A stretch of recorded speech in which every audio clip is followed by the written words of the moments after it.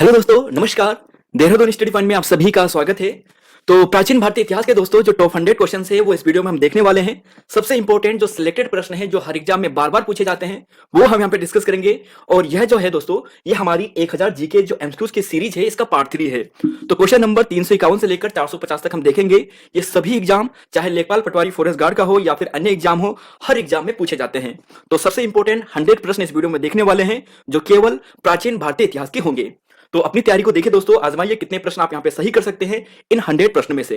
तो question number यहां पर बात करते हैं 351 का। निम्नलिखित में से कौन सा स्थल प्रवरा नदी पर स्थित है, या यूं कहे कि जो प्रवरा नदी है इसके तट पर स्थित है। तो राइट आंसर है दोस्तों ऑप्शन नंबर डी यानी देमाबाद सही है। इसकी व्याख्या देख लेते हैं। देखिए, गोदावरी महाराष्ट्र के अहमदनगर में गोदावरी की जो सहायक है, देखिए देमाबाद जो है वो महाराष्ट्र के अहमदनगर में है जो गोदावरी की सहायक प्रवरा नदी के तट पर है और यह सिंधु स्थल का सबसे दक्षिणी भाग भी है। नेक्स्ट क्वेश्चन है यहां पर 352। हड़प्पा टीले के बारे में प्रथम उल्लेख निम्नलिखित में से किसने किया था। तो देखिए, अगर निम्नलिखित में से बात करें तो राइट आंसर है दोस्तों ऑप्शन नंबर यहां पर सी है, चार्ल्स मैसमन यहां पर बिल्कुल सही है। इसकी व्याख्या देखते हैं। देखिए, व्याख्या की बात करते हैं तो चार्ल्स मैसमन की बात करें तो 1826 में इसका वर्णन किया था। यह टीला पाकिस्तान के जो मोंटगोमरी जिला है रावी नदी के तट पर वहां पर है। चलेंगे अगले क्वेश्चन पे। क्वेश्चन नंबर 353 है और पूछा गया है, देखिए सर जॉन मार्शल ने सिंधु सभ्यता के कार्यकाल की जो तिथि है वो क्या निर्धारित की थी। क्वेश्चन नंबर 353 और बेहद इंपॉर्टेंट यह प्रश्न है दोस्तों, कई एग्जाम में आ चुका है कि सर जॉन मार्शल ने सिंधु सभ्यता के कार्यकाल जो तिथि निर्धारित की थी वो क्या थी। तो राइट आंसर है दोस्तों यहां पर ऑप्शन नंबर यहां पर आपको बी मिलेगा, यानी 3250 से लेकर 2750 ईसा पूर्व। इसकी व्याख्या देख लेते हैं। देखिए, जॉन मार्शल की बात करते हैं तो सबसे इंपॉर्टेंट है दोस्तों 3250 से लेकर 2750 ईसा पूर्व इन्होंने कहा था। मैके की बात करते हैं तो यह यूकेएसएससी के एग्जाम के द्वारा पूछा जा चुका है, 2800 से लेकर 2500 ईसा पूर्व तक था। और यहीं पर बात करें दोस्तों जो रेडियो कार्बन था ये 2350 से लेकर 1750 ईस्वी तक था। तो इन फैक्ट को देखिए दोस्तों, बेहद इंपॉर्टेंट है। चलेंगे अगले क्वेश्चन पे। क्वेश्चन नंबर यहां पर है 354।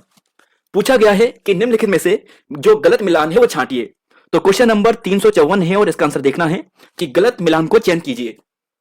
तो क्वेश्चन नंबर 354 का जो राइट आंसर है यानी जो गलत है वो मिलेगा ऑप्शन बी। जो महाभाष्य है दोस्तों ये सोमदेव का नहीं है और ये आपको मिलेगा पतंजलि का, यानी right answer option number B. चलेंगे अगले क्वेश्चन पे। यहां पे 355 है, सिंधु सभ्यता के किस स्थल से फारस की जो मुद्रा है ये प्राप्त हुई है। तो ऐसे प्रश्न हर एग्जाम में दोस्तों बनते हैं कि सिंधु सभ्यता के किस स्थल से फारस की जो मुद्राएं हैं वो प्राप्त हुई हैं। तो क्वेश्चन नंबर अगर यहां पर बात करें तो आपको आंसर मिलेगा ऑप्शन नंबर यहां पे सी मिलेगा, लोथल दोस्तों इसका सही आंसर है। इसकी व्याख्या देख लेते हैं। देखिए दोस्तों, यहां पर बात करते हैं सी आंसर की, देखिए लोथल की। तो लोथल की बात करते हैं तो इसे लघु हड़प्पा के नाम से कहते हैं, लघु हड़प्पा या फिर लघु मोहनजोदड़ो भी कहा जाता है। फारस की मुद्रा, देखिए फारस की मुद्रा और पक्के रंग से रंगे पात्रों से प्राप्ति से पता चलता है कि लोथल सिंधु सभ्यता काल में सामुद्रिक व्यापार की गतिविधियों का केंद्र था। देखिए यहां पर डॉकयार्ड मिला है, बंदरगाह पतन मिला है जो बहुत बार एग्जाम में पूछा जा चुका है। लोथल की बात करते हैं तो गुजरात के अहमदाबाद जिला है वहां पर आपको मिलता है। भोगवा नदी के ये तट पर है और इस स्थल की सर्वप्रथम खोज डॉक्टर एसआर राव द्वारा 1957 ईस्वी में की गई थी। चलेंगे अगले क्वेश्चन पे। क्वेश्चन नंबर 356 है, हड़प्पा सभ्यता के अंतर्गत किस नगर के दरवाजे गली की ओर ना खुलकर मुख्य मार्ग की ओर खुलते थे। तो क्वेश्चन नंबर 356 है और इसका आंसर दीजिए, जरा सोचिए। तो देखिए दोस्तों, इसका आंसर आपको मिलेगा यहां पर लोथल ही मिलेगा। और यहां पर अगर इसकी व्याख्या देख लेते हैं, देखिए लोथल है लोथल सागर तट पर स्थित पश्चिम एशियाई व्यापार का प्रमुख बंदरगाह था। लोथल से मिले एक मकान में दरवाजा की गली जो है वो देखिए गली की ओर ना खुलकर बल्कि मुख्य जो सड़क है उसकी ओर खुला था। तो ये बेहद इंपॉर्टेंट प्रश्नों में से है, ये एग्जाम में आ सकता है। नेक्स्ट क्वेश्चन पे चलेंगे। यहां पर 357 है और पूछा गया है, देखिए इसका आंसर आपको पहले ही दिख गया है, फिर भी देख लेते हैं, पढ़ लेते हैं कि निम्नलिखित में से जैन धर्म के किस तीर्थंकर का उल्लेख ऋग्वेद में नहीं मिलता है। तो देखिए दोस्तों, राइट आंसर है ऑप्शन नंबर बी ऋषभनाथ का। व्याख्या देखिए, जैन धर्म के दो तीर्थंकर ऋषभनाथ और अरिष्टनेमी, इनका उल्लेख ऋग्वेद में पाया गया है। तो दो यहां पर जो जैन तीर्थंकर थे ऋषभदेव और अरिष्टनेमी, इनका वर्णन ऋग्वेद में हमें मिलता है। नेक्स्ट क्वेश्चन पे चलेंगे। यहां पर 358, लेकिन उससे पहले एक व्याख्या देख लीजिए। देखिए वायु पुराण और भागवत पुराण में ऋषभनाथ को नारायण का अवतार कहा गया है। तो नारायण का अवतार किसे कहा गया है, ऋषभनाथ को कहा गया है। चलेंगे अगले क्वेश्चन पे। यहां पर 358वां है और पूछा गया है, सम्यक श्रद्धा, सम्यक ज्ञान और सम्यक आचरण ये त्रिरत्न किस धर्म के हैं। 358वां है और इसका आंसर देखना है। तो सम्यक श्रद्धा, सम्यक ज्ञान और सम्यक आचरण जो यहां पर त्रिरत्न है ये है ऑप्शन नंबर सी, यानी जैन धर्म के। तो देखिए दोस्तों, व्याख्या देख लीजिए कि जैन धर्म के तीन रत्न है, सम्यक श्रद्धा, सम्यक ज्ञान, सम्यक आचरण। चलेंगे अगले क्वेश्चन पे। 359 है। देखिए पूछा गया है कि पुलकेशिन द्वितीय ने एहोल अभिलेख जो रवि कीर्ति ने उत्कीर्ण किया था। तो देखिए दो प्रश्न तो सबसे इंपॉर्टेंट यहां पर यही हो जाते हैं कि एहोल अभिलेख किसका था? पुलकेशिन सेकंड का था। किसने यहां पर उत्कीर्ण करवाया था? रवि कीर्ति ने उत्कीर्ण करवाया था। और इससे दोस्तों यह पता चलता है कि इसने किस राजा को हराकर दक्षिणापथेश्वर और परमेश्वर आदि की उपाधि ली थी। तो क्वेश्चन नंबर 359 की बात करें या 59 की बात करें तो राइट आंसर दोस्तों ऑप्शन बी है, हर्षवर्धन इसका सही आंसर है। नेक्स्ट क्वेश्चन है 360। देखिए कि सर्वप्रथम 16 महाजनपदों का विवरण कहां से प्राप्त होता है? बेहद इंपॉर्टेंट प्रश्न है दोस्तों, ये कई एग्जाम में रिपीट हो चुका है। वेरी वेरी वेरी इंपॉर्टेंट प्रश्न है कि सर्वप्रथम 16 महाजनपदों का विवरण कहां से प्राप्त होता है? तो 360 का राइट आंसर है दोस्तों ऑप्शन नंबर बी आपको मिलेगा, अंगुत्तर निकाय। जी हां दोस्तों, इसकी व्याख्या देख लेते हैं। देखिए बुद्ध के जन्म से पूर्व 16 महाजनपदों का जन्म हो चुका था। इसका उल्लेख हमें बौद्ध ग्रंथ जो अंगुत्तर निकाय है और जैन ग्रंथ जो भगवती सूत्र है वहां से पता चलता है। तो अंगुत्तर निकाय और भगवती सूत्र। चलेंगे नेक्स्ट क्वेश्चन पे। 361 है। देखिए प्राचीन भारत में भारत का आक्रमण करने में प्रथम सफलता किसे प्राप्त हुई थी? तो देखिए भारत पर आक्रमण तो बहुत सारे ने किया था, सफलता किसे प्राप्त हुई थी पहले ये यहां पर देखना है। तो राइट आंसर है दोस्तों ऑप्शन नंबर बी यानी दारा प्रथम इसका सही है। और इसकी दोस्तों व्याख्या देख लीजिए। देखिए हेरोडोटस, एरियन, स्ट्रेबो, इनके अनुसार पश्चिम एशिया के सर्वाधिक शक्तिशाली जो शासक था साइरस ने जेडोसिया से होकर भारत पर आक्रमण करने का असफल प्रयास किया था, लेकिन भारत पर आक्रमण करने में प्रथम सफलता दारा प्रथम या दार यहबहू को प्राप्त हुई थी। नेक्स्ट क्वेश्चन में चलेंगे। यहां पर क्वेश्चन नंबर 362 है, 362 है। भारत पर प्रथम आक्रमण किस वंश के शासक ने किया था? तो देखिए दोस्तों भारत पर प्रथम आक्रमण किस वंश के शासक ने किया था, यह प्रश्न भी एग्जाम में आ चुका है और राइट आंसर है ऑप्शन नंबर ए यानी हखामनी वंश। Right answer option number A है। व्याख्या देख लीजिए। देखिए भारत पर प्रथम विदेशी आक्रमण ईरान के जो हखामनी वंश के राजा हैं, पारसिक साम्राज्य जो पारसी साम्राज्य है उसने करवाया था। तो क्वेश्चन नंबर 362 हो चुका है। अगले क्वेश्चन पे चलते हैं। देखिए 363 है। सिंधु सभ्यता के किस स्थल से चावल के साक्ष्य हमें प्राप्त हुए हैं? तो किस स्थल से सिंधु का वह स्थल जहां से चावल के साक्ष्य प्राप्त हुए हैं वह कौन सा है? तो 363 का राइट आंसर की बात करते हैं तो दोस्तों इसका राइट आंसर आपको मिलेगा ऑप्शन नंबर यहां पर मिलेगा। जी हां दोस्तों, यहां पर आपको मिलेगा ऑप्शन मिलेगा यहां पर रंगपुर। देखिए रंगपुर नहीं, ऑप्शन बी आपको मिलेगा लोथल ही इसका सही आंसर मिलेगा। ए यहां पर गलत होगा। देखिए यहां पर धान की भूसे मिला था, यहां पर ध्यान रख सकते हैं। देखिए इसका आंसर व्याख्या देख लीजिए। चावल के साक्ष्य लोथल से प्राप्त होते हैं और गुजरात में स्थित जो रंगपुर है यहां धान की भूसी का ढेर हमें प्राप्त हुआ था। अगर चावल पूछे डायरेक्ट तो लोथल में आएगा और चावल के यहां पर अगर आपको ऐसा पूछा जाए कि धान की भूसी का ढेर तो रंगपुर यहां पे ध्यान रखिएगा। थोड़ा और व्याख्या देख लीजिए। लोथल से प्राप्त अन्य अवशेषों में बंदरगाह, देखिए बंदरगाह के लिए प्रसिद्ध था लोथल। बाजरे का साक्ष्य यहां से मिला है। फारस की मुद्रा जो यहां पर है ये हमें प्राप्त हुई है और घोड़े की जो लघु मृण मूर्ति है सॉरी, और तीन युगल समाधियां या युगल समाधियां दोस्तों हमें लोथल से ही प्राप्त हुई है, जो एग्जाम के दृष्टि से बेहद इंपॉर्टेंट है। ध्यान रखिएगा ये बहुत इंपॉर्टेंट है लोथल स्थान और हर एग्जाम में आता है। स्त्री तथा पुरुषों के साथ एक साथ दफनाने, देखिए युगल की बात की गई ना, तो स्त्री व पुरुष को एक साथ दफनाने का साक्ष्य, शतरंज के खेल का प्रमाण, यह भी लोथल से ही प्राप्त होता है। चलेंगे अगले क्वेश्चन पे। 364 है या 364 है। आर्यों के उत्तरी ध्रुव से आने की अवधारणा को किसने दी थी? किसने कहा था आर्य कहां से आए हैं? उत्तरी ध्रुव से आए हैं, नॉर्थ पोल से आए हैं। यह उदाहरण किसने दी थी? तो 364 का राइट आंसर है ऑप्शन नंबर बी होगा यानी बाल गंगाधर तिलक दोस्तों सही है। व्याख्या देख लेते हैं। देखिए बाल गंगाधर तिलक ने आर्यों को उत्तरी ध्रुव का निवासी माना है। ऋग्वेद के दूसरे और 10वें मंडल के आधार पर निष्कर्ष निकाला है कि आर्य उस भौगोलिक मूल के हैं जहां 6 महीने का दिन और 6 महीने की रात होती है। इसका वर्णन उन्होंने अपनी पुस्तक जो Arctic home of the Vedas है वहां पर किया है। तो क्वेश्चन नंबर 364 का right answer option number B. Next question है 365। ऋग्वेद में उल्लिखित प्रसिद्ध 10 राजाओं का युद्ध किस नदी के किनारे लड़ा गया था? अच्छा प्रश्न है दोस्तों, यह भी कई एग्जाम में आ चुका है कि ऋग्वेद में उल्लिखित जो प्रसिद्ध 10 राजाओं का युद्ध है यह किस नदी के किनारे लड़ा गया था? तो राइट आंसर है दोस्तों ऑप्शन नंबर यहां पर आपको मिलेगा बी यानी परुष्णी नदी आपको यहां पर मिलने वाला है। व्याख्या देख लीजिए। देखिए भारत वंश के राजा सुदास और अन्य 10 राजाओं के साथ यह युद्ध हुआ था जिसमें 5 आर्य तथा 5 आर्यतर जनों के प्रधान थे और यह 10 राजयुद्ध जो पारुषणी नदी है जिसे रावी नदी के नाम से वर्तमान में जानते हैं इसके तट पर हुआ था। नेक्स्ट क्वेश्चन पे चलेंगे। यहां पर है देखिए 366। पूछा गया है दोस्तों यहाँ पर 366 में, और काफी अच्छा प्रश्न है। देखिए दोस्तों यहाँ पर टॉप जो बेहतरीन प्रश्न है, सबसे इंपॉर्टेंट प्रश्न है जो एग्जाम में बार बार आते हैं, उन्हें यहाँ पर पिकअप किया है। तो देखिए दोस्तों अभी तक हमने आपको जो यहाँ पर भारतीय इतिहास की बात करते हैं तो 200 का सेट हमें आपको आधुनिक भारत का दिया था, 200 का ही लगभग सेट 150 के आसपास हमने मध्यकालीन भारत का दिया था, और यहाँ पर लगभग दोस्तों 150 के आसपास जो सेट है ये प्राचीन भारत का भी हो जाएगा। तो बेहद इंपॉर्टेंट प्रश्न है दोस्तों, और प्राचीन भारत इतिहास या फिर इतिहास का कोई भी पार्ट हो, यहीं से आपके मैक्सिमम चांसेस है प्रश्न बनने की। तो 366 और क्वेश्चन पूछा है वेद त्रय की संज्ञा किन वेदों को दी गई है। तो वेद त्रय की संज्ञा दोस्तों शुरुआत के जो 3 वेद है ना उन्हें दी गई है, अथर्ववेद को नहीं दी गई है।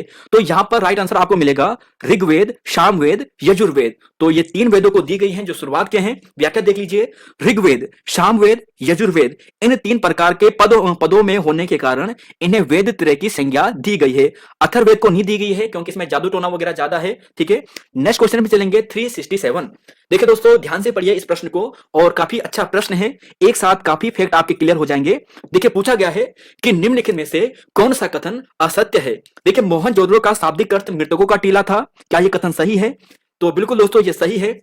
मोहनजोदड़ो सिंधु प्रांत में लरकाना जिले के सिंधु नदी पर स्थित है, यह भी दोस्तों बिल्कुल सही है। तीसरा है कि मोहनजोदड़ो की खोज 1922 में दयाराम साहिन ने की थी, और मोहनजोदड़ो का सबसे महत्वपूर्ण सार्वजनिक जो स्थल था वो विशाल स्नानागार था। तो राइट आंसर दोस्तों ऑप्शन नंबर सी होगा, क्योंकि यह गलत है, और गलत इसलिए है दोस्तों क्योंकि आप इसकी व्याख्या देखोगे कि मोहनजोदड़ो की सर्वप्रथम जो खोज की थी ये 1922 में की थी, लेकिन राखल दास बनर्जी ने की थी। दयाराम साहनी जी ने तो 1921 में जो हड़प्पा है, जो यहां पर आपको कहां पर मिलेगा, जो रावी नदी के तट पर मिलेगा, उसकी खोज की थी। नेक्स्ट क्वेश्चन पे चलेंगे, यहां पर है 368। देखिए पूछा गया है कि निम्नलिखित में से किस संप्रदाय ने कर्मवाद के सिद्धांत को तिरस्कार किया था। देखिए कौन सा यह संप्रदाय था जिसने कर्मवाद को नहीं माना था। उसने कहा था कि कर्म का कोई भी फर्क हमारे जो आगामी जो जीवन है या फिर नया जो जीवन होगा उस पर नहीं पड़ता है। तो कौन था यहां पर ये? तो 360 का दोस्तों राइट आंसर है ऑप्शन बी, आजीवक। ध्यान रखना आजीवक संप्रदाय है। व्याख्या देख लेते हैं। देखिए पूछा गया है, देखिए यहां पे आपने देखा है, व्याख्या देखते हैं कि महावीर स्वामी के मित्र एवं शिष्य मखली पुत्र गोशाल ने आजीवक संप्रदाय की स्थापना की थी। इस संप्रदाय का मत था कि संसार के प्रत्येक वस्तु भाग्य पूर्व नियंत्रित एवं संचालित होती है, यानी पूर्व से ही संचालित होती है। मनुष्य के जीवन स्तर पर उनके कर्मों का कोई भी प्रभाव नहीं पड़ता है। तो आजीवक संप्रदाय ध्यान रखना, मखली गोशाल यह भी ध्यान रखिएगा। नेक्स्ट क्वेश्चन है दोस्तों 369 वा है। देखिए दोस्तों अगर अभी तक आपने वीडियो को लाइक नहीं किया है तो प्लीज लाइक कर दीजिए। देखिए 369 है, चंदुगुड़ो, देखिए चन्हुदुड़ो के उत्खनन का निर्देशन किया था। किसने किया था चन्हुदुड़ो का उत्खनन का निर्देशन?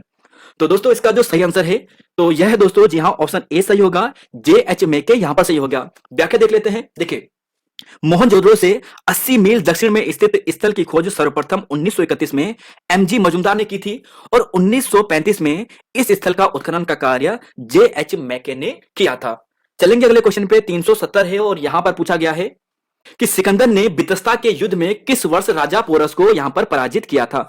देखिए दोस्तों काफी अच्छा यह प्रश्न है, और यहां पर आपको पूछा है बितस्ता का युद्ध, तो राजा पोरस को सिकंदर ने कब हराया था?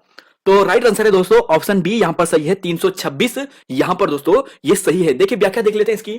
326 ईसा पूर्व में सिकंदर ने सिंधु नदी पार कर भारत की धरती जो झेलम है, देखिए बितस्ता झेलम, इस तट पर राजा पोरस को परास्त किया था, और इस युद्ध को हाइडे स्पीस के युद्ध के नाम से भी जाना जाता है। तो प्रश्न ऐसा भी पूछा जाता है कि जो हाइडे स्पीस का जो युद्ध था ये कब हुआ था, किसके मध्य हुआ था?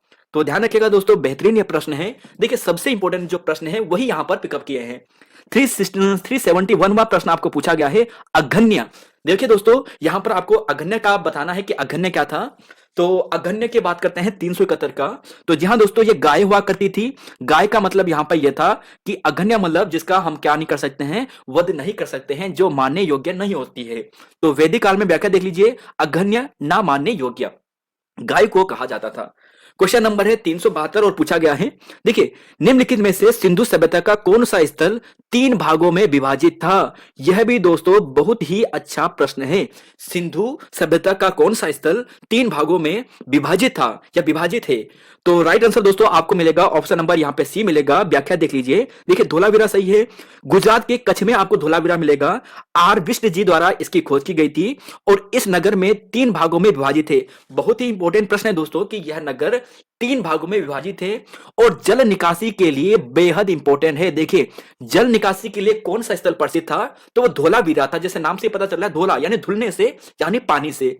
और ध्यान रखिएगा इस नगर को दुर्गीकृत किला पश्चिम के बजाय दक्षिण में था। यह फैक्ट भी दोस्तों एग्जाम की दृष्टि से बेहद इंपॉर्टेंट है। तो देखिए दोस्तों हर बार कह रहे हैं ना कि यह प्रश्न सबसे इंपॉर्टेंट है। और क्वेश्चन नंबर 373 पर हम चलते हैं। देखिए पूछा गया है कि निम्नलिखित में से किस शासक को पृथहंता के नाम से जानते हैं। तो देखिए दोस्तों पृथहंता किसे कहते हैं, जिसने अपने पिता की हत्या की थी। तो देखिए दोस्तों वैसे तो ये जो सारा जो यहाँ पर इनका जो वंश था ये पृथहंता वंश के नाम से ही जाना जाता है, लेकिन अगर ऑप्शन में हम एक चुने तो हम चुनेंगे ऑप्शन बी यानी उदयन यहाँ पर चुनेंगे। व्याख्या देख लेते हैं। देखिए 461 ईसा पूर्व में उदयन ने अपने पिता जो अजातशत्रु है इसकी हत्या की थी और राज सत्ता प्राप्त की थी। इसी कारण इसे पृथहंता शासक कहा जाता है। देखिए दोस्तों इसमें थोड़ा सा डाउट यहाँ पर यह भी है कि मुझे लगता है कि अजातशत्रु ने भी यहाँ पर अपने पिता की हत्या की थी। अगर आपको थोड़ा सा अगर इस प्रश्न में कंफ्यूज होगा तो नीचे जरा कमेंट बॉक्स में बता दीजिएगा। खैर यहाँ पर देखिए ये इंपॉर्टेंट फैक्ट था। अब जरा यहाँ पर देखिए जो उदयन की बात करते हैं ना ये जैन धर्मावलंबी था। उदयन किस धर्म को मानता था, जैन धर्म को मानता था। इस प्रश्न को भी दोस्तों ध्यान रखेगा। क्वेश्चन नंबर 374 है चंद्रगुप्त मौर्य के दक्षिण भारत की विजय का वर्णन कहां से प्राप्त होता है। तो दोस्तों ये बेहद इंपॉर्टेंट प्रश्नों में से एक है कि चंद्रगुप्त मौर्य के दक्षिण भारत की विजय का वर्णन कहां से प्राप्त होता है।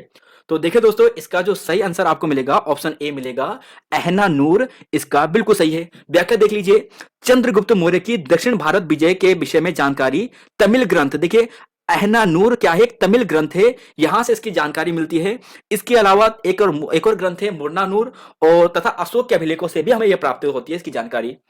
चलेंगे अगले क्वेश्चन पे दोस्तों। 375 पूछा गया है द्वितीय बौद्ध संगति का आयोजन निम्नलिखित में से किस नगर में हुआ था। देखिए दोस्तों बौद्ध संगति से एक प्रश्न एग्जाम में बनता ही है। अगर प्राचीन भारत के इतिहास से गौतम बुद्ध से प्रश्न पिकअप होगा तो ज्यादा संभावना रहती है कि यहां से पूछा जाए। तो द्वितीय बौद्ध संगति का आयोजन कहां पे हुआ था। तो देखिए दोस्तों हमने एक बार पहले भी आपको बताया था कि यहां पर आपको ध्यान रखना है कि राज वैशाली का पुत्र कुंडल वन में खो गया है ना। तो राज वैशाली का पुत्र कुंडल वन में खो गया, कुछ आप ऐसा लगा दो है ना। तो राज वैशाली पहला राज कहां पर होता है, तो देखिए दोस्तों यहां पर राजगृह में होता है, दूसरा यहां पर वैशाली में होता है।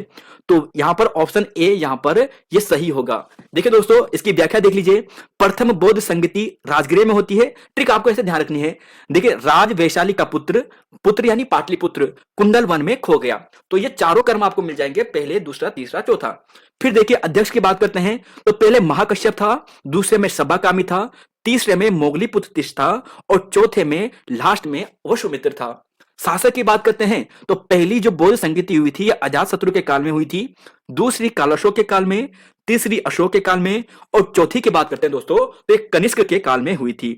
नेक्स्ट क्वेश्चन पे हम चल लेते हैं। क्वेश्चन नंबर 376 देखिए पूछा गया है ऋग्वेद में उष्णीय का उल्लेख किसके लिए हुआ है। अच्छा प्रश्न है दोस्तों और काफी डीप लेवल का यह प्रश्न है कि ऋग्वेद में उष्णीय का उल्लेख किसके लिए हुआ है।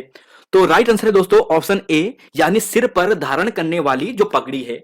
अब जरा इसकी व्याख्या देख लेते हैं। देखिए व्याख्या की बात करते हैं तो ऋग्वेद में उष्णीय का उल्लेख सिर पर धारण करने वाली जो पगड़ी है उसके लिए किया जाता है। और साथ में दोस्तों यह भी ध्यान रखिएगा अधिवास, तो अधिवास जो होता था ये ऊपरी वस्त्र होता था, वास की बात करते हैं तो निचला वस्त्र होता था और नीवी की बात करते हैं तो ये अंदरूनी वस्त्र होता था।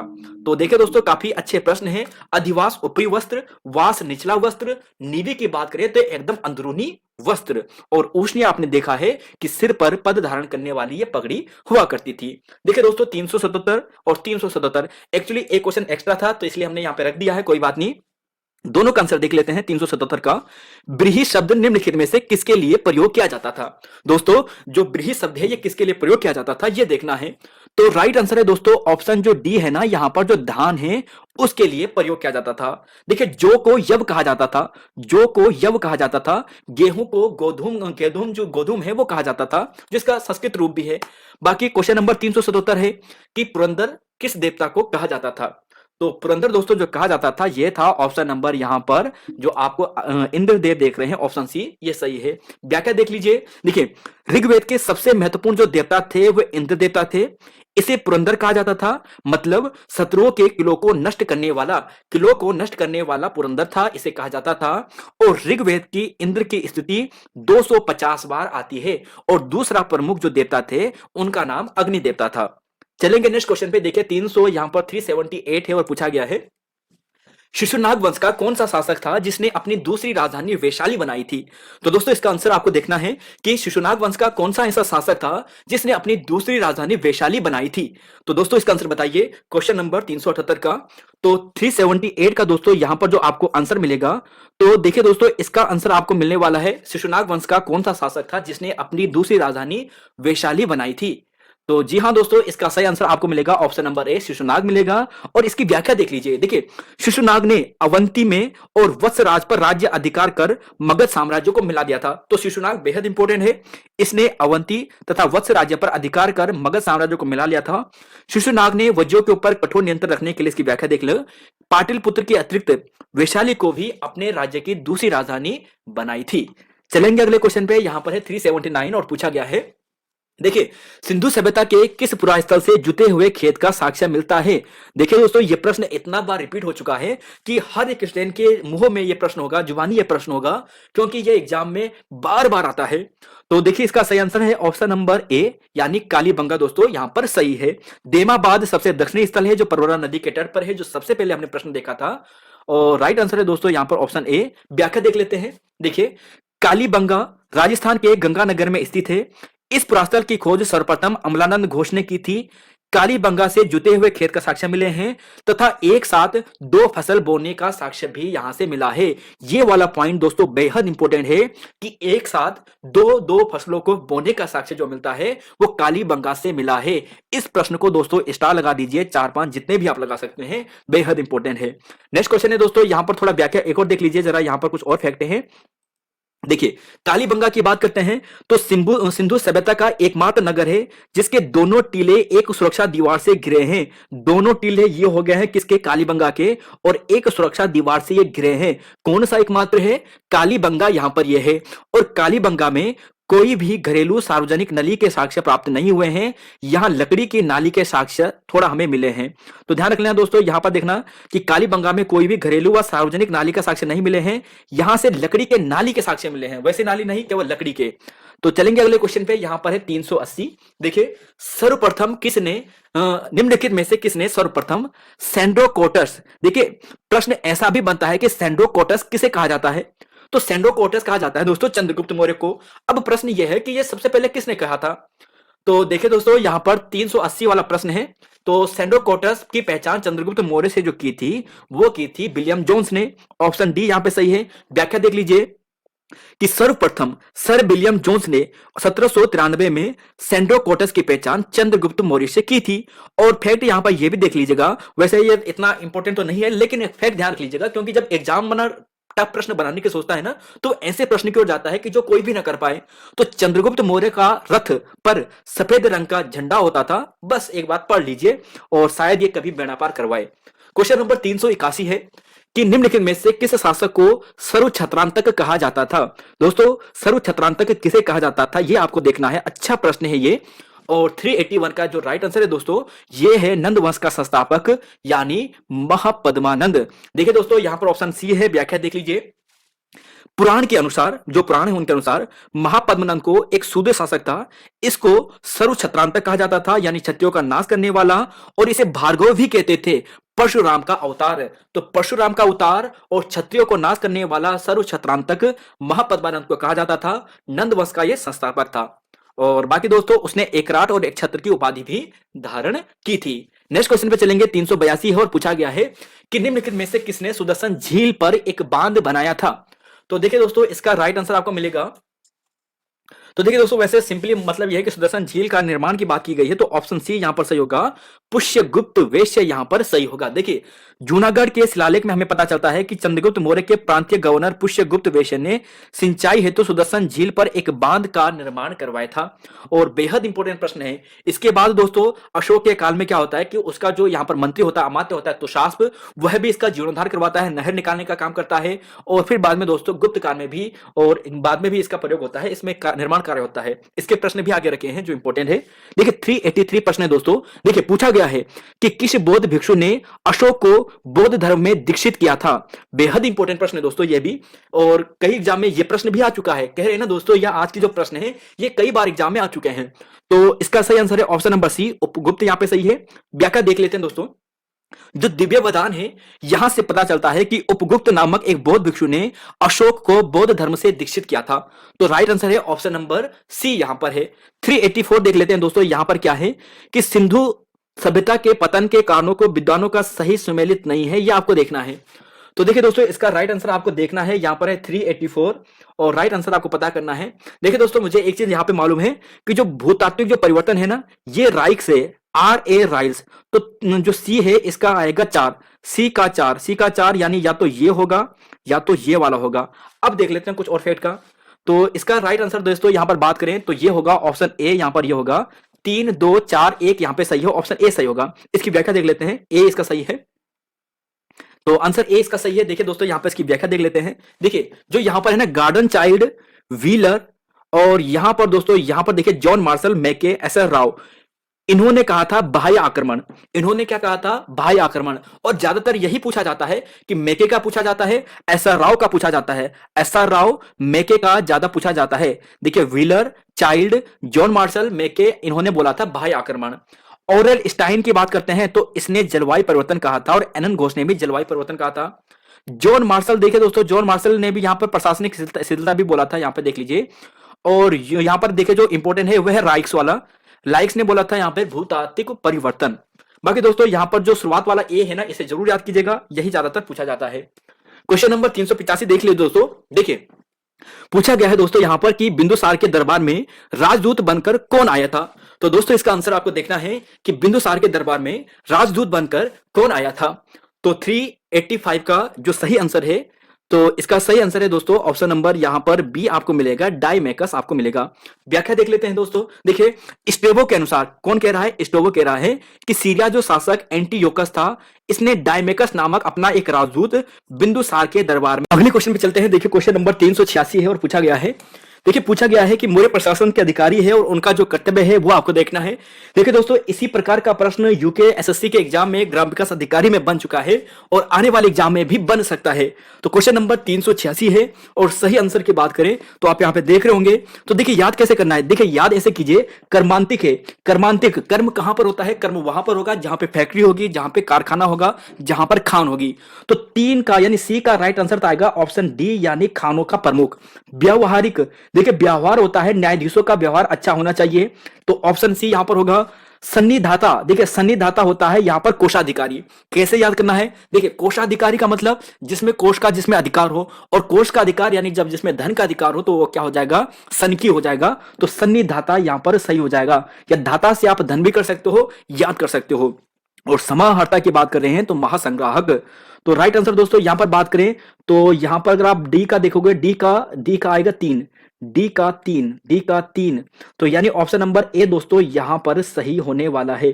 कर्मांतिक का आंसर 4, कर्मांतिक का आंसर यानी बी, डी का आंसर 4, तो सॉरी आंसर यहां पर डी यहां पर सही होगा, ए गलत होगा, तो डी यहां पर सही है।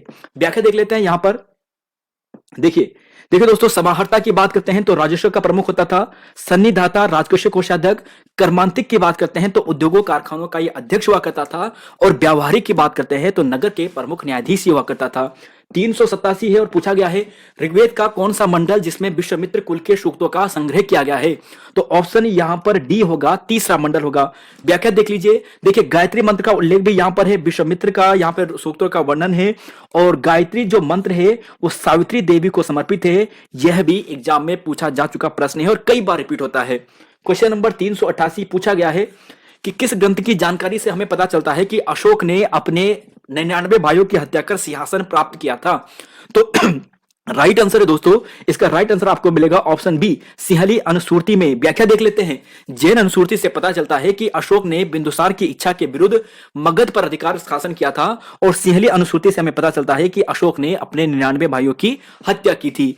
अगला क्वेश्चन है 389, बोगस कोई अभिलेख में किस देवता का नाम नहीं मिलता है। तो बोगस कोई में देखिए 4 देवताओं का नाम मिलता है और उसमें से जो अग्नि देवता है इसका नाम नहीं मिलता है।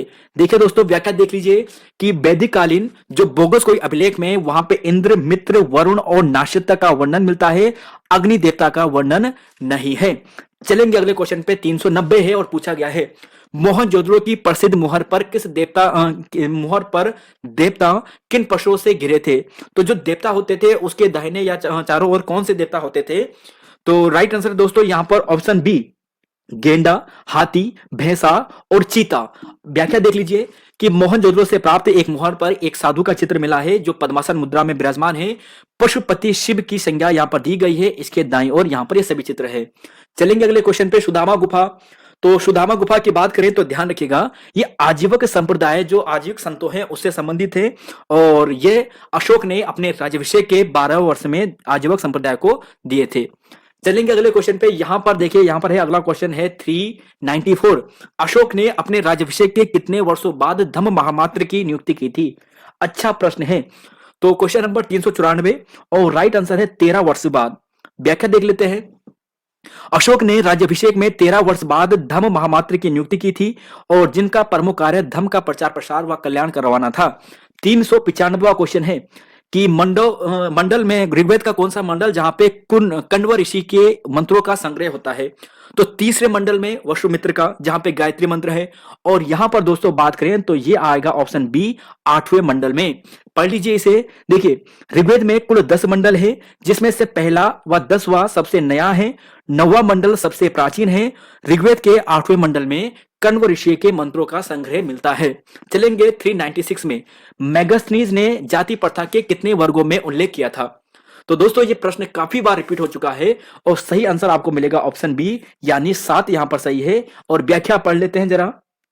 देखिए दोस्तों व्याख्या पढ़ते हैं। पूछा गया है यहां पर देखिए व्याख्या देख लीजिए। मेगनीज की बात करते हैं तो जाति प्रथा का उल्लेख 7 वर्गों में इसने किया था। दार्शनिक था, कृषक था, शिकारी था, पशुपालक, शिकारी या पशुपालक, व्यापारी, शिल्पी, योद्धा, निरीक्षक। तो इन 7 वर्गों में मेगनीज ने बांटा था। अशोक के अभिलेखों का सबसे पहले किसने खोजा था? 397वां क्वेश्चन है कि अशोक के अभिलेखों को सर्वप्रथम किसने खोजा था? तो दोस्तों इसका आंसर देखना है।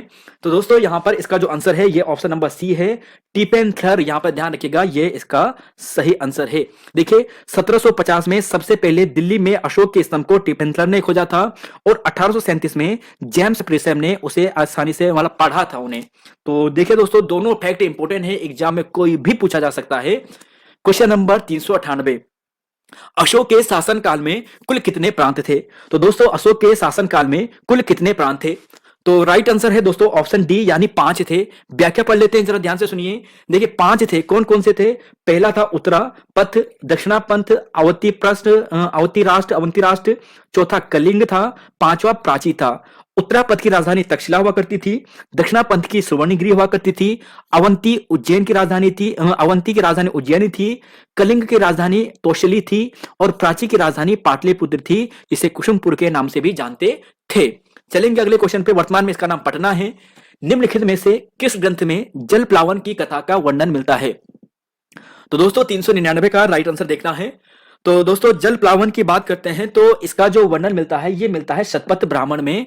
ध्यान रखिएगा। व्याख्या पढ़ लेते हैं। शतपथ ब्राह्मण के अनुसार मनु के शासनकाल में जल प्लावन की घटना हुई थी जिसमें सब कुछ डूब गया था और मात्र मनु ही जीवित बचे थे, ऐसा कहा जाता है। 400 का क्वेश्चन है कि निम्नलिखित में से किसने वाकाटक वंश की स्थापना की थी? तो दोस्तों ये काफी अच्छा प्रश्न है और आप ये बता दीजिएगा कि सिमुक कौन था या इसने किस वंश की स्थापना की होगी या की थी या नहीं की थी, बताइएगा। तो दोस्तों इसका राइट आंसर है ऑप्शन सी विंध्याशक्ति यहां पर है। व्याख्या पढ़ लेते हैं इसकी। देखिए व्याख्या अगर हम बात करें तो वाकाटक वंश की स्थापना विंध्याशक्ति द्वारा की गई थी। वाकाटक वंश का अगर वास्तविक संस्थापक पूछा जाए तो प्रवर सेन था और प्रवर सेन ने 7 प्रकार के यज्ञ किए थे जिसमें से 4 तो अश्वमेघी थे और 1 वाजपेयी था। और साथ में दोस्तों यह भी ध्यान रखिएगा इंपॉर्टेंट फैक्ट, वाकाटक वंश का एकमात्र ऐसा शासक ये प्रवर सेन प्रथम हुआ है जिसने सम्राट की उपाधि भी धारण की थी। तो जिसने 4 अश्वमेघ करवाए हैं वो सम्राट की उपाधि भी लेगा ही। अगला क्वेश्चन है दोस्तों 401 है, निम्नलिखित में से किसको ब्रह्मवेद कहा जाता था? देखिए दोस्त, ब्रह्मवेद का देखना है और ब्रह्मवेद किसे कहा जाता था? तो यह ब्रह्मवेद कहा जाता था ऑप्शन बी को, यानी अथर्ववेद को कहा जाता था।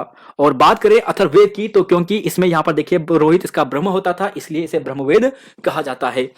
भारत का पहला यवन आक्रमण किसके शासनकाल में होता है? तो दोस्तों इसका आंसर देखना है, तो भारत का पहला यवन आक्रमण किसके शासनकाल में होता है? तो राइट आंसर है ऑप्शन नंबर यहां पर आपको मिलेगा ए, पुष्यभूति शुंग। और व्याख्या पढ़ लेते हैं इसकी अब। भारत में यवनों का प्रथम आक्रमण पुष्यभूति शुंग के समय में हुआ था, जिसका उल्लेख गार्गी संहिता व मालविका अग्निमित्रम से हमें प्राप्त होता है। क्वेश्चन नंबर यहां पर है 403, सबसे पहला संस्कृत का अभिलेख निम्नलिखित में से कौन सा है? तो दोस्तों इसका सही आंसर है ऑप्शन नंबर बी, यानी जूनागढ़ अभिलेख। व्याख्या पढ़ लेते हैं। जूनागढ़ अभिलेख की बात करते हैं तो रुद्रदामन का यह था, और संस्कृत का यह बड़ा प्रेमी था, और संस्कृत का यह अभिलेख था। तो ध्यान रखिएगा, संस्कृत का सबसे पहला विशुद्ध अभिलेख यहां पर यह है। समुद्रगुप्त के बीजों का वर्णन निम्नलिखित में कहां से प्राप्त होता है? तो समुद्रगुप्त की बात करते हैं दोस्तों, तो इसका सही आंसर आपको मिलेगा ऑप्शन सी। जी हां, प्रयाग प्रशस्ति इसका बिल्कुल सही आंसर है। और समुद्रगुप्त की व्याख्या यहां से देख लेते हैं जरा। समुद्रगुप्त के सामरिक बीजों का वर्णन हरिसेन ने प्रयाग प्रशस्ति में करवाया था, जो संस्कृत भाषा में था, और इसी के शासनकाल में गुप्त साम्राज्य का सर्वाधिक विस्तार भी हुआ था। चलेंगे दोस्त नए क्वेश्चन पे। क्वेश्चन नंबर 405 है और पूछा गया है, किस इतिहासकार ने संस्कृत समुद्रगुप्त को भारत का नेपोलियन कहा था? तो 405 का राइट आंसर है ऑप्शन ए, विंसेंट स्मिथ ने कहा था, और इसने ही भारत का नेपोलियन समुद्रगुप्त को कहा था। यौन आक्रमण का उल्लेख कहां से मिलता है? ग्राम विकास अधिकारी का यह प्रश्न है दोस्तों, सेम टू सेम ऐसा प्रश्न है, डायरेक्ट यही है, पिकअप किया गया। तो राइट आंसर है दोस्तों यहां पर ऑप्शन सी, यानी गार्गी संहिता। ध्यान रखिएगा, गार्गी संहिता से हमें पता चलता है, और गार्गी संहिता एक ज्योतिष ग्रंथ है जहां से हमें यह पता चलता है कि यवन, साकेत, पांचाल, मथुरा जीते हुए पाटिलपुत्र, जिसे कुसुमपुर भी कहते हैं, पटना भी कहते हैं, वहां तक पहुंचाए थे। चलेंगे नेक्स्ट क्वेश्चन पे। क्वेश्चन नंबर 407 है दोस्तों, किस गुप्त शासक को कविराज की उपाधि दी गई थी? तो कविराज कौन होगा? समुद्रगुप्त ही है, ऑप्शन सी दोस्तों यहां पर सही है। व्याख्या पढ़ लेते हैं। समुद्रगुप्त विजेता के साथ साथ कवि, संगीतज्ञ, विद्या का संरक्षक था। उसने सिक्कों पर वीणा बजाते हुए चित्रित किया था, और कविराज की उपाधि इसने धारण की थी या इसे प्रदान की गई थी। चलेंगे 408, गुप्त वंश का किस शासक के दरबार में 9 रत्न हुआ करते थे? तो दोस्तों इसका आंसर देखना है, और सही आंसर की बात करें तो यह है ऑप्शन बी, चंद्रगुप्त द्वितीय। व्याख्या पढ़ते हैं।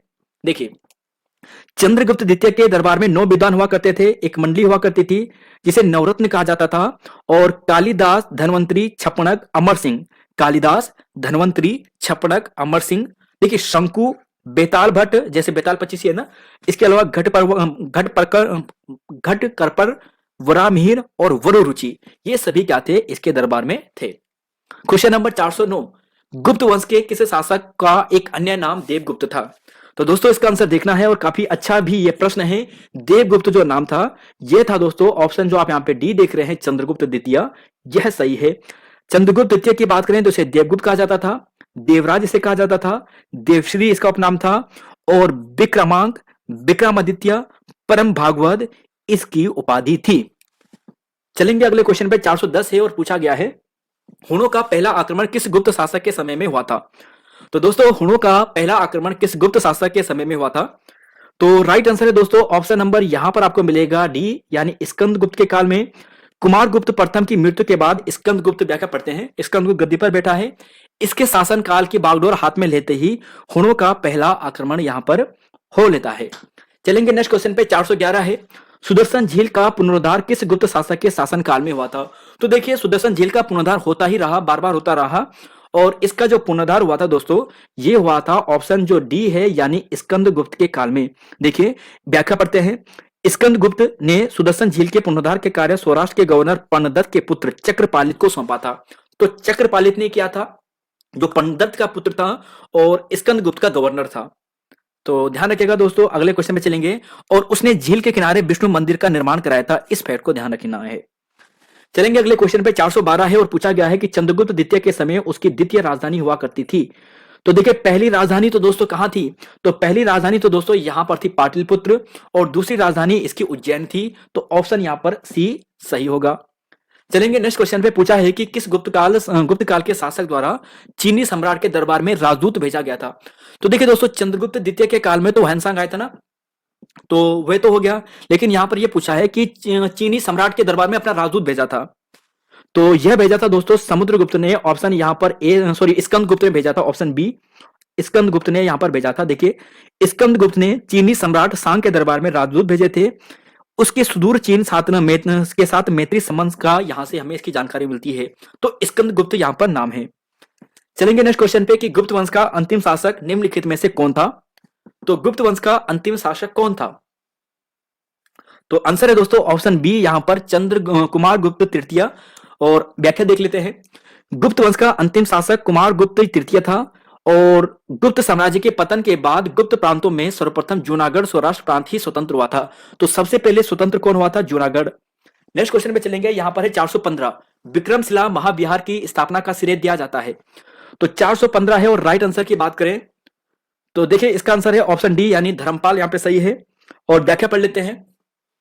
धर्मपाल एक उत्साही बौद्ध था। उसके लेखों में परम सौगात कहा जाता है। उसने विक्रमशिला, सोमपुरी व प्रसिद्ध बिहारों की स्थापना की थी।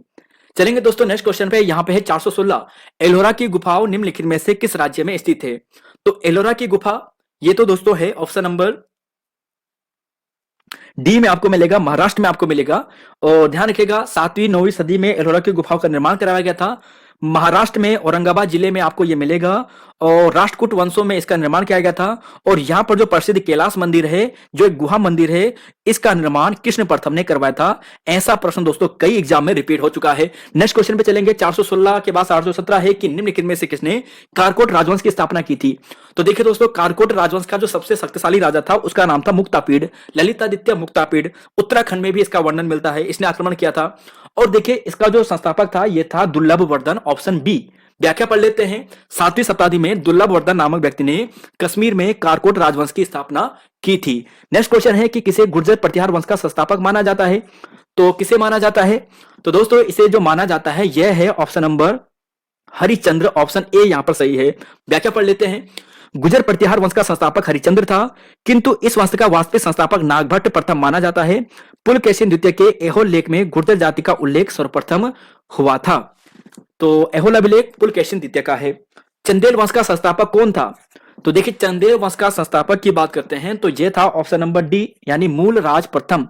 देखिए यहां पर देखिए सॉरी यहां पर चंदेल पूछा ना, सॉरी ऑप्शन यहां पर ए सही होगा, नन्नुक होगा, ऑप्शन ए, ये डी गलत है। देखिए यहां पर देख लेते हैं। चालुक्य वंश का था मूलराज प्रथम। चंदेल की बात कर रहे हैं, नन्नुक था संस्थापक।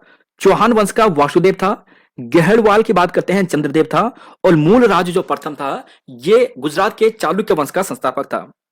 चलेंगे अगले क्वेश्चन पे। यहां पर है 420 की महमूद गजनवी के सोमनाथ मंदिर को लूटा था उस समय गुजरात का शासक कौन था? तो 420 क्वेश्चन में भी कौन सा आया? महमूद गजनवी आया है।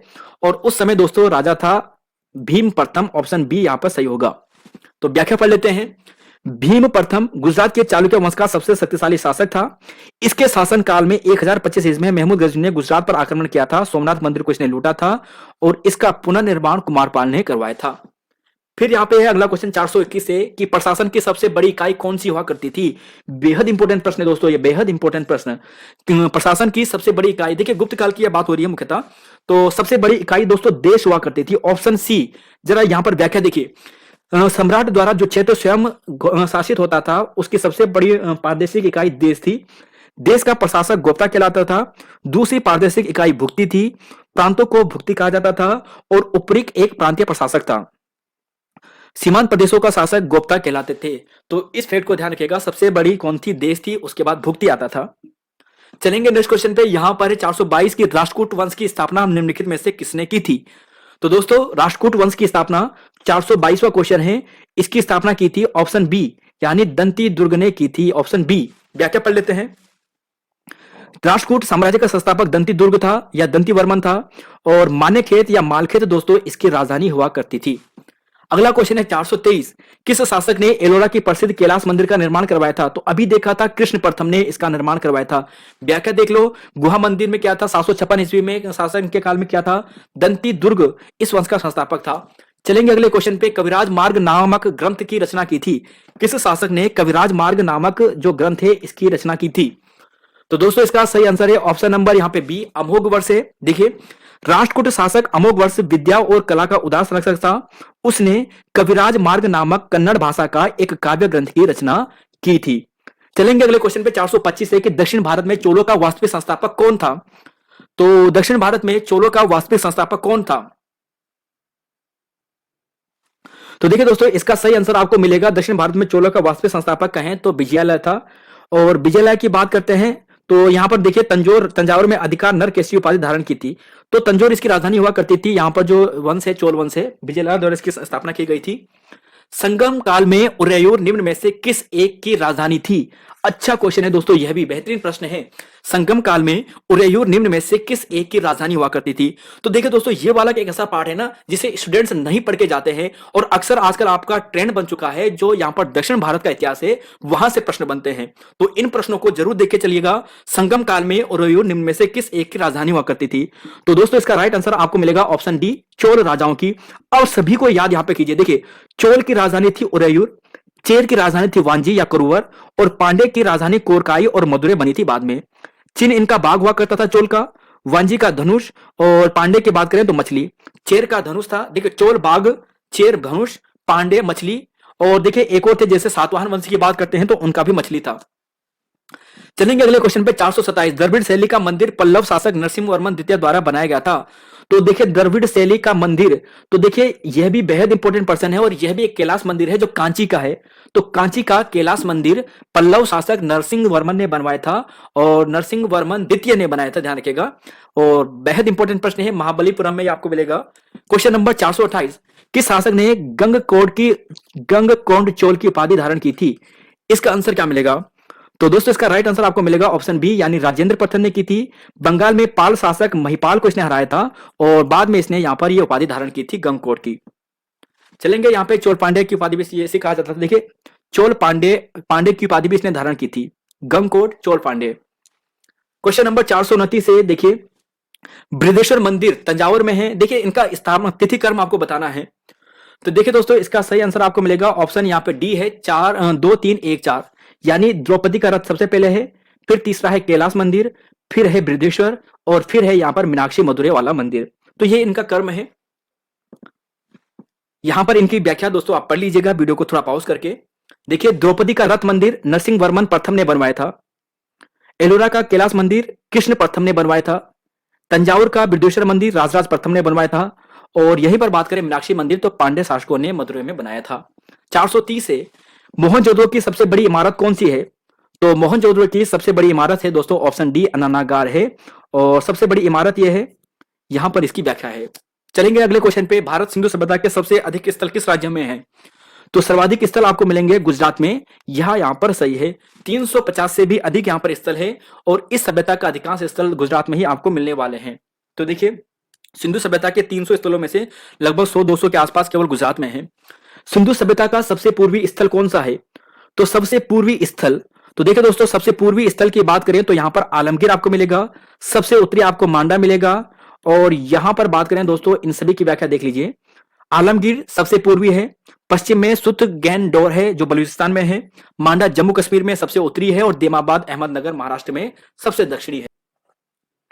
433वां क्वेश्चन है कि निम्न में से किसने हड़प्पा और मोहनजोदड़ो को जुड़वा राजधानी बताया था। तो देखिए दोस्तों, इसका सही आंसर है option number C, Stuart Pigott ने बताया था। और व्याख्या देख लीजिए कि सिंधु सभ्यता के विस्तार के आधार पर स्टुअर्ट पिगट ने हड़प्पा व मोहनजोदड़ो को दोनों को जुड़वा राजधानी बताई थी। R37 कई बार आ चुका एग्जाम में। R37 क्या था। तो R37 एक क्या थी, ये एक R37 एक समाधि हुआ करती थी, कब्रिस्तान हुआ करता था, और ये था दोस्तों हड़प्पा का ऑप्शन सी। तो 434 का राइट आंसर यहां पर यह है, इसकी व्याख्या देख लीजिए। चलेंगे अगले क्वेश्चन पे 435 है कि सिंधु सभ्यता के किस पुरास्थल में किसी दुर्ग के साक्ष्य नहीं मिला है। तो किसी भी दुर्ग का साक्ष्य नहीं मिला है, तो यह है ऑप्शन डी, चन्हुदुड़ो में ऑप्शन डी। व्याख्या पढ़ लेते हैं। चन्हुदुड़ो सिंधु सभ्यता का एकमात्र नगर जहां दुर्ग के साक्ष्य नहीं मिले हैं। वर्गाकार ईंटें मिले हैं, जो बेहद इंपॉर्टेंट है दोस्तों। वर्गाकार ईंट कहां से मिले हैं, चन्हुदुड़ो से। दुर्ग का साक्ष्य नहीं मिला है, मैकी के द्वारा इसकी खोज की गई थी। तो ऐसे प्रश्न यहां से बनते हैं, कहां पर भूकंप आने के साक्ष्य हमें प्राप्त होते हैं, किस हड़प्पा कालीन स्थल से। तो दोस्तों, इसका राइट आंसर है, तो जी हां दोस्तों, ऑप्शन यहां पर आपको बी मिलेगा, कालीबंगा से मिलेगा। इसकी व्याख्या पढ़ लेते हैं। देखिए, राजस्थान के घग्गर नदी तट पर, जिसे सरस्वती नदी कहते हैं, वहां पर आपको मिलेगा कालीबंगा का शाब्दिक अर्थ होता था काले रंग की चूड़ियां, और इस नगर से भूकंप आने का प्राचीन साक्ष्य हमें मिला है। अगला क्वेश्चन है 437, हड़प्पा सभ्यता को किस ऐतिहासिक वर्ग में रखा जाता है? तो प्रश्न दोस्तों ऐसा भी बनता है कि हड़प्पा सभ्यता को किस ऐतिहासिक वर्ग में रखा जाता है? तो यह रखा जाता है प्रो हिस्टोरिक में, आद्य ऐतिहासिक काल में, जहां की लिपि तो हमें मालूम पता चल गई लेकिन हम उसे पढ़ नहीं पाए हैं, उसे आद्य ऐतिहासिक काल कहते हैं, प्रोटो हिस्टोरिक कहते हैं। चलेंगे नेक्स्ट क्वेश्चन पे 438 से कि भारत में सिंधु सभ्यता का सबसे विस्तृत पुरास्थल कहां पर है? सबसे विस्तृत, सबसे बड़ा, तो सबसे बड़ा है राखीगढ़ी, ऑप्शन डी यहां पर सही है। और व्याख्या देख लीजिए, राखीगढ़ी सिंधु सभ्यता का सबसे बड़ा और विस्तृत स्थल है। इस स्थल की खोज 1969 में सूरजभान व आचार्य भगवान देव ने की थी। यहां तांबे के उपकरण हमें मिले हैं। क्वेश्चन नंबर 439 है कि नवपाषाण काल में किस स्थान पे हड्डी के उपकरण प्राप्त हुए हैं? तो हड्डी का उपकरण ये बिहार से प्राप्त हुआ है, और बिहार का जो चिरान क्षेत्र है यहां से प्राप्त हुआ है। व्याख्या पढ़ लेते हैं। चिरान बिहार नामक नवपाषाण कालीन पुरास्थल प्रचुर मात्रा में हड्डी के उपकरण हमें यहां प्राप्त हुए हैं, जो हिरण के सिंगों से बने थे। 480 है कि किस स्थल में मातृ देवी की मूर्ति प्राप्त हुई है? तो दोस्तों इसका राइट आंसर है मातृ देवी की मूर्ति। तो किस स्थल से? ये पाषाण कालीन की बात कर रहे हैं, तो लोहंदा इसका सही आंसर है, ऑप्शन डी यहां पर सही है। बेलन घाटी इलाहाबाद में स्थित जो लोहंदा क्षेत्र है वहां से अस्थि की मातृ देवी की मूर्ति, अस्थि की, देखिए अस्थि की कितना इंपॉर्टेंट हो सकता है, और पूरा पाषाण कालीन है। क्वेश्चन नंबर 441, बौद्ध के धर्म चक्र परिवर्तन ये क्या है? तो बौद्ध धर्म में धर्म चक्र परिवर्तन दोस्तों जो है वह है ऑप्शन नंबर, जी हां दोस्तों, ऑप्शन बी होगा, यानी बुद्ध का यहां पर प्रथम उपदेश होगा। ज्ञान प्राप्ति के पश्चात बुद्ध के सारनाथ अथवा ऋषिपतन उर्विला में तपस्या के दौरान साथ छोड़ने वाले 5 ब्राह्मणों को ज्ञान का प्रथम उपदेश दिया था। इसी को धर्म चक्र परिवर्तन कहते हैं। नेक्स्ट क्वेश्चन है, महावीर निम्नलिखित में से किससे संबंधित थे? तो देखिए दोस्तों, महावीर से संबंधित निम्न में से कौन थे ये देखना था। तो ऑप्शन आपको यहाँ पे बी मिलेगा, यानी बिंबिसार। और कैसे मिलेगा इसकी व्याख्या देखिए। महावीर स्वामी का जन्म वज्जी संघ गणराज्य के ज्ञातिक कुल में सिद्धार्थ जी के यहाँ पे हुआ था 540 ईसा पूर्व में। माता का नाम त्रिशला था, जो वैशाली की लिच्छवी के कुल चेटक की बहन थी। इस प्रकार वे मातृपक्ष से मगध के हर्यक, बिंबिसार और अजातशत्रु के निकट संबंधी यहाँ पर होते हैं। तो बिंबिसार के निकट संबंधी यहाँ पर बनते हैं। 343 से 45 तक के मयूर शर्मा किसके दरबार में थे? तो देखिए दोस्तों, मयूर शतक इन्होंने लिखी है और हर्षवर्धन के दरबार में थे। पुष्यभूति वंश का संस्थापक कौन था? तो इनमें से कोई नहीं, क्योंकि पुष्यभूति वंश का संस्थापक खुद पुष्यभूति ही था। शिलादित्य की उपाधि ली थी। देखिए शिलादित्य प्रश्न यूपीएससी का पूछा जा चुका है कि शिलादित्य किसे कहा जाता था। तो देखिए दोस्तों, ये हर्षवर्धन को कहा जाता था, इसी ने शिलादित्य की उपाधि भी ली थी। अगले क्वेश्चन पे चलेंगे, यहां पर है 446, ऋग्वेद में सर्वाधिक बार किस देवता का उल्लेख मिलता है? तो दोस्तों इसका राइट आंसर 446 का, तो यहां पर है ऑप्शन बी, यानी इंद्र देवता यहां पर सही है। इंद्र का 250 बार, अग्नि का 200 बार, विष्णु का 100 बार, वरुण का 30 बार। तो ऐसा भी पूछा जाता है कि सर्वाधिक प्रसिद्ध देवता कौन थे? इंद्र थे, फिर अग्नि थे, और फिर विष्णु यहां पर इनका कर्म है। नदी तमा किसे कहा जाता था? नदी तमा किस नदी को किस नदी को वैदिक काल में कहा जाता था? तो गंगा जी को कहा जाता था? नहीं, ये कहा जाता था ऑप्शन डी, सरस्वती को। पढ़ लेते हैं।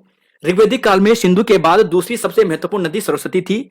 ऋग्वेद में सरस्वती को नदी तमा अर्थात नदियों का प्रमुख कहा जाता था, और सरस्वती की बात करते हैं, नदी सबसे पवित्र नदी मानी जाती है। चलेंगे यहां पर 448 क्वेश्चन है कि ऋग्वेद में किस नदी का उल्लेख सर्वाधिक बार हुआ है? तो किस नदी का उल्लेख सर्वाधिक बार हुआ है? तो दोस्तों इसका राइट आंसर ऑप्शन डी होगा, यानी सिंधु नदी होगा। देखिए पढ़ लेते हैं व्याख्या कि सिंधु नदी का ऋग्वेद में सर्वाधिक महत्व है, इसी कारण इसका उल्लेख सर्वाधिक है। सिंधु नदी का सबसे आर्थिक महत्व हिरण्यनी कहा जाता है। देखिए महत्व के कारण से हिरण्यनी भी कहा जाता था सिंधु नदी को प्राचीन काल में, ऐसा ध्यान रखिएगा। आर्यों का सबसे प्राचीन संस्था कौन सी थी? आर्यों की सबसे प्राचीन संस्था, तो देखिए आर्यों की प्राचीन संस्था थी विदत, ऑप्शन डी यहां पर सही है। व्याख्या पढ़ लेते हैं। आर्यों की सबसे प्राचीन जो संस्था थी वे थी विदत, इसे जनसभा भी कहा जाता था। सभा यह श्रेष्ठ एवं संभ्रांत लोगों की एक संस्था थी। समिति यह केंद्र राजनीतिक एक संस्था थी। समिति राजा की नियुक्ति, पदच्युत व उक्त पर नियंत्रण रखती थी। और स्पष्ट की बात करते हैं तो जनता की गतिविधियों को देखने के लिए गुप्तचर हुआ करते थे। और सभा और समिति दो पुत्तियां बताई गई है अर्थशास्त्र की अथर्ववेद में। क्वेश्चन नंबर 450, मगध राज्य की आरंभिक राजधानी निम्नलिखित में से कौन सी थी? तो मगध राज्य की आरंभिक राजधानी थी दोस्तों ऑप्शन ए सही है, यानी राजगृह यहां पर सही है। व्याख्या पढ़ लेते हैं। मगध राज्य की आरंभिक राजधानी गिरिवज थी, जिसे राजगृह कहते थे। और उदयन ने कुसुमपुर, जिसे पाटलिपुत्र नगर कहते हैं, इसकी स्थापना करते हैं और अपनी नई राजधानी इसने बनवाई थी। पाटलिपुत्र की स्थापना उदयन ने की थी, यह भी ध्यान रखिएगा। तो यहाँ पर दोस्तों ये प्रश्न हमारे कंप्लीट हो गए हैं। 450 तक हमने देखे हैं और प्राचीन भारतीय इतिहास के हमने देखे हैं। नेक्स्ट दोस्तों क्वेश्चन आपको यहाँ पे सामान्य ज्ञान के मिलेंगे, जिसमें static GK 50, current static GK, सामान्य विज्ञान, पर्यावरण और अंतरराष्ट्रीय संगठन का। तो यहाँ पर आपको ऐसे ये प्रश्न मिलने वाले हैं और ये 2 प्रश्न आपके लिए तब तक कमेंट बॉक्स में है, इनका आंसर नीचे कमेंट बॉक्स में दीजिएगा। तो यहाँ पर दोस्तों इतना ही है, मिलेंगे आपको नई वीडियो में। धन्यवाद। जय हिंद, जय उत्तराखंड, जय देवभूमि। और हाँ, वीडियो को लाइक करना बिल्कुल मत भूलिएगा। और हाँ दोस्तों, इस वीडियो की जो पीडीएफ है आज नहीं, कल सुबह 10 से 11 बजे के बीच में आपको मिल जाएगी। ध्यान रखिएगा, 10 से 11 बजे तक ही इसकी पीडीएफ आपको यहाँ पर वीडियो के डिस्क्रिप्शन में मिलेगी, उसके बाद यहाँ से हट जाएगी। तो कल सुबह 10 से 11 बजे तक। तो धन्यवाद, मिलेंगे नई वीडियो में। जय हिंद, जय उत्तराखंड और जय देवभूमि।